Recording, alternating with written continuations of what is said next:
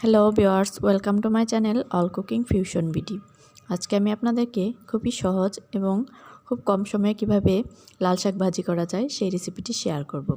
এর জন্য প্রথমে আমি লাল শাক কেটে এগুলোকে খুব ভালোভাবে ধুয়ে পানি ঝরিয়ে নিয়েছি। এরপর একটি কড়াইয়ে চুলায় বসিয়ে দিচ্ছি আর দিয়ে দেব লবণ।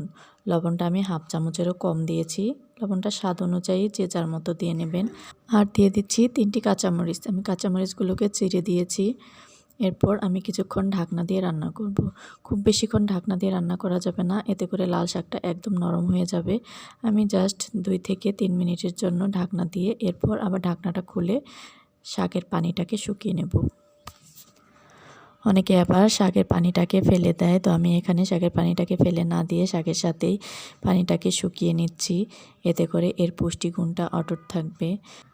শাকের পানিটা এভাবে শুকিয়ে গেলে আমি শাকটাকে নামিয়ে নেব চুলার থেকে। এরপর আমি একটি প্যান বসিয়ে দেব চুলায় এবং এর মধ্যে দিয়ে দেব 1 টেবিল চামচ পরিমাণ তেল আর দিয়ে দেব একটি শুকনা মরিচ। প্রথমে আমি শুকনা মরিচটাকে ভালো করে ভেজে নেব, এতে শাকটা খেতে অনেক মজার হবে। এরপর আমি এর মধ্যে দিয়ে দেব 2 কোয়া রসুন কুচি।